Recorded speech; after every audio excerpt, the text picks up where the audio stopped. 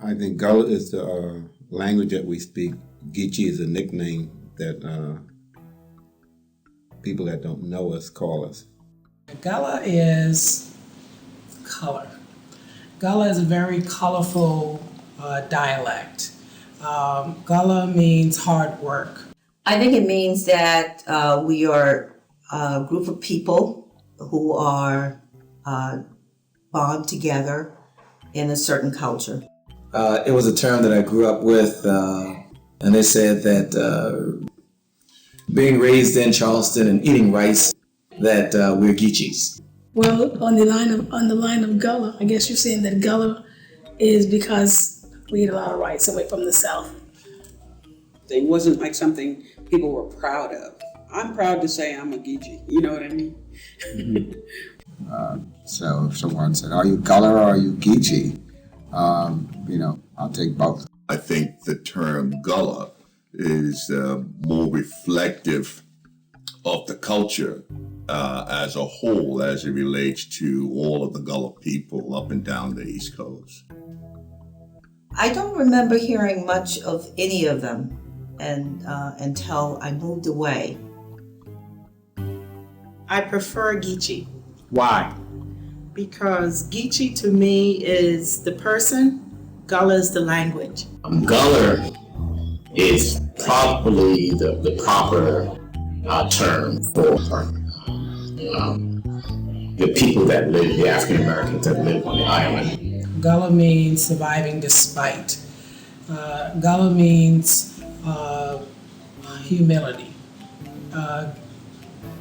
I can go on and on.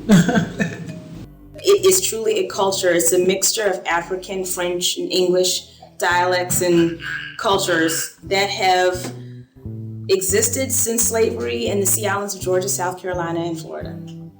Okay, what about Geechee? What does that? What would that mean to you? It would mean the same thing to me. I think they're interchangeable, to be honest with you. So my mother explained to me that the speech patterns were very similar to that of West Africa.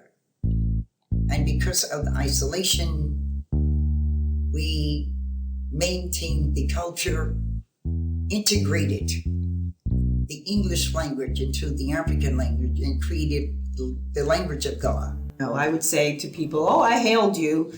And that wasn't part of someone's culture. They didn't know anything about that. So they would say, what do you mean when you said you hailed me?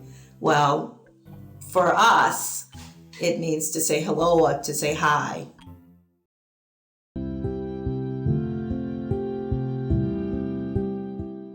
One, everybody knew everybody. And two, they were somehow related in one form or the other. So it was a very homogeneous environment, family-oriented, everybody looking out for everybody, everybody sharing, very loving, very religious-oriented.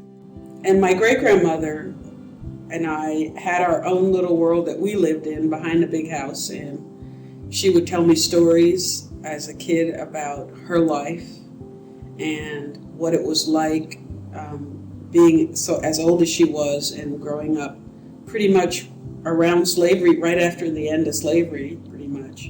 And she'd talk about working for white people and how they laid money and things around for her to steal, to tempt her.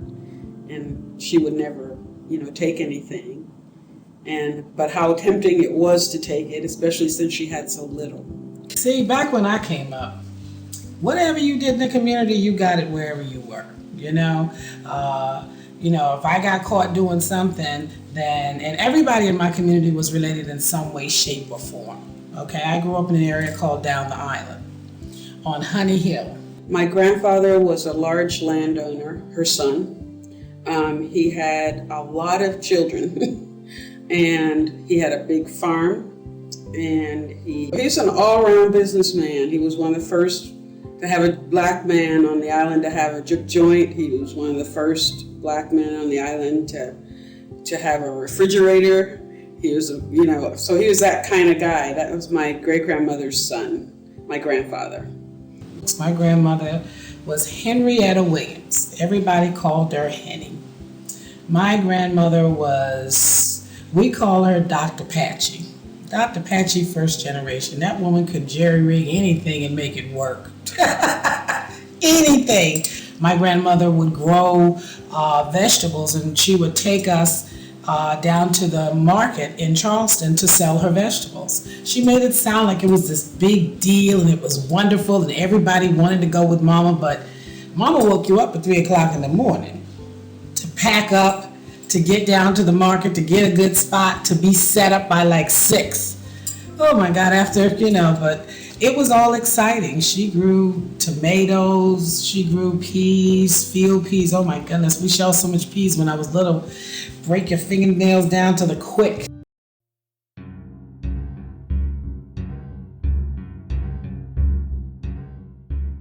First time I met one of my classmates, I was playing on the monkey bars, and he said "Moogal," and I didn't know what he was saying, and he kept saying "Moogal, moo, Moogal, moo," and I turned to one of my girlfriends, my best friend since I was really little, and I said, Salah, I don't know what he's saying. What does he mean? She started laughing. She said, "Oh, he's just Geechee. He said, move, girl."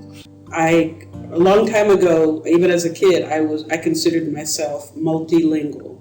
And so when I moved to West Virginia, that was my first time going to school outside of the Gullah cultural area. And when I went to school the first day, everybody laughed hysterically at me when I started talking. But it wasn't until I moved to New York and with my mom and my stepdad and started going to school there that I started opening up more. And because my dialect had started to kind of flatten out and change, and I was, young kids are pretty adaptable to language changes, so I learned how to speak another language. It was the first time I ever went to an all-black school. And when I went to Wilberforce University, that was my first experience with black-on-black discrimination. They teased me because the way I talked. They looked at us different because of my skin color. And it was really an educational wake-up for me when I went to the university. I think my graduating class at Wilberforce were like 70 people. So Wilberforce, of course, private, and it was real small. We would find that most of the folks from Charleston, once you got up there, we hung together. And the folks from Philadelphia hung together, and New York and Detroit. Now, what was really funny was that most of the students, a lot of students from Africa, they hung with us.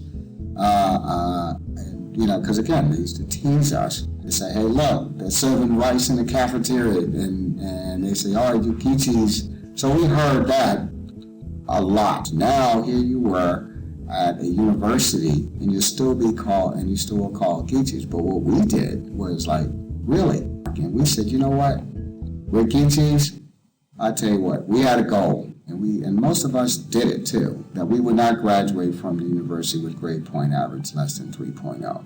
And I think just about all of us did that, because it was like that Geechee connotation was like you were slow, you were ignorant, and things of this nature. And we made it a point, like I was sophomore, my junior class president, and I was on the university debate team. Because it was very, very hard at first, especially when you talk about education. How we used to talk, and then you had to go read these books, and you had to write, and it was confusing, very confusing at times, because here you are, your teacher, your professor wants you to say, okay, you pronounce this word that way. My family, my father was from Georgia, and he was a Geechee or Gullah from Georgia, Sapelo, and my mother was also, which I thought was from South Carolina, but she came from one of the islands also in Georgia. And my mother's mother, I don't know where she was born. She was different in her speech. I could hardly understand her speech. The first time I met her, I was 5 years old, turning 6 in August. And it was years later, I was approximately 16 or 17 years old, when I was told why I did not know my grandmother. My grandmother did not like dark-skinned African Americans. My father was very dark and very handsome, and my mother was light-skinned. And there was a division in the family, which I didn't understand. I know they weren't too friendly toward us. But that was one of the reasons.